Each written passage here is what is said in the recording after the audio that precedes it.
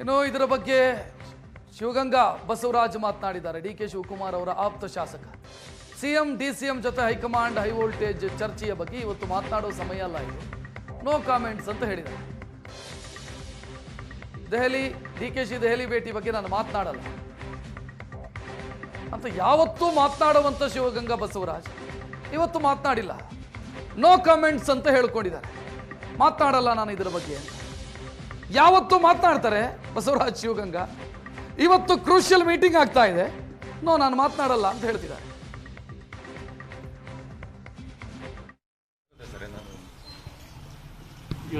No comment ಸಾರಿ, ಇವತ್ತೇನು ಮಾತಾಡಂಗಿಲ್ಲ. ಇಲ್ಲ ಒಳ್ಳೇದಾಗುತ್ತೆ ಸರ್. ನೋ ಕಾಮೆಂಟ್ ಸಾರಿ, ಇವತ್ತೇನು ಮಾತಾಡಂಗಿಲ್ಲ. ಇಲ್ಲ ಒಳ್ಳೇದಾಗುತ್ತೆ ಸರ್.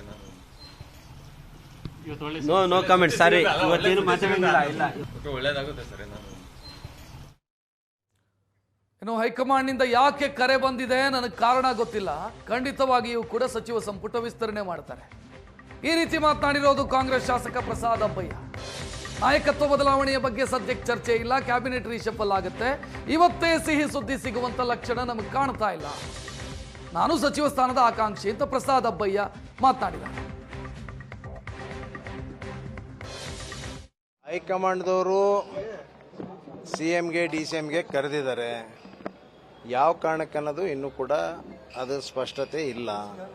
ಯಾವ ಚರ್ಚೆ ಇರ್ಬೋದು ಅದು.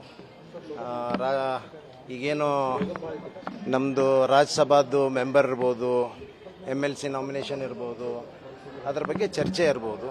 ಬಹುಶಃ ಕರೆದಿದ್ದಾರೆ, ಎಲ್ಲ ಬೇರೆ ಪಾರ್ಟಿ ಹಿತದೃಷ್ಟಿಯಿಂದ ಬೇರೆ ಬೇರೆ ಕಾರಣಗಳಿಂದ ಕೂಡ ಕರೆದಿರ್ಬೋದು. ಅದು ಯಾವುದು ಇದೇ ಸಮಯದಲ್ಲಿ ಆಗುತ್ತೆ ಅಲ್ಲ, ಮಾಡ್ತಾರೆ, ಅದೇನು ಖಂಡಿತ ಮಾಡ್ತಾರೆ. ಆದರೆ ಈಗ ಅದಕ್ಕೆ ಕರೆದಿದ್ದಾರೆ ಅನ್ನುವಂಥದ್ದು ಏನು ನನಗೆ ಕಾಣ್ತಾ ಇಲ್ಲ. ಬೇರೆ ರಾಜಕೀಯ ಬೇರೆ ಡೆವಲಪ್ಮೆಂಟ್ ಬಗ್ಗೆನೂ ಇರ್ಬೋದು, ಅದು ನೋಡೋಣ ಅದೇನನ್ನೋದು ನೋಡೋಣ. ಹೋಗಿದ್ದಾರೆ ಈಗ ಸಹಜವಾಗಿ CM DCM ಹೋದಾಗ ಸಹಜವಾಗಿ ಅವ್ರ ಜೊತೆಗೆ ಹೋಗುವಂಥದ್ದು ಹಿಂದಿನಿಂದ ನೋಡಿರಿ, ಇದೇನು ಹೊಸದಲ್ಲ. ಯಾರು CM ಹೋದಾಗ ಅವ್ರ ಜೊತೆಗೆ ಒಂದೊಂದಿಷ್ಟು ಜನ, DCM ಹೋದಾಗ ಅವ್ರ ಜೊತೆಗೆ ಇಷ್ಟು ಜನ ಹೋಗ್ತಾರೆ. ಅದಕ್ಕೆ ವಿಶೇಷ ಅರ್ಥ ಕಲ್ಪಿಸುವಂಥದ್ದು ಬೇಕಾಗಿಲ್ಲ ಅಂತ ಅನ್ನಿಸ್ತದೆ. ನಾಯಕತ್ವ ಬದಲಾವಣೆ ಅಲ್ಲ, ಅದ್ರ ಬಗ್ಗೆ ಏನು ಈಗಂತೂ ಏನು ಮಾತು ಇಲ್ಲಲ್ಲ, ಅದ್ರ ಬಗ್ಗೆ ಪ್ರಶ್ನೆ ಬಂದಿಲ್ಲ. ನೋಡೋಣ, ಹೈಕಮಾಂಡ್ ಎಲ್ಲ ತೀರ್ಮಾನ ಇರ್ತದೆ. ಈಗಂತೂ ಅದು ಯಾವುದು ಅದ್ರ ಬಗ್ಗೆ ಚರ್ಚೆನೇ ಇಲ್ಲ. ಖಂಡಿತವಾಗಿ ಕೂಡ ಅನೇಕ ಬಾರಿ ಕೂಡ ಹೇಳಿದ್ದೀನಿ, ನಾನು ಸಚಿವ ಪ್ರಬಲ ಆಕಾಂಕ್ಷಿಯಾಗಿದ್ದೀನಿ. ಅದರ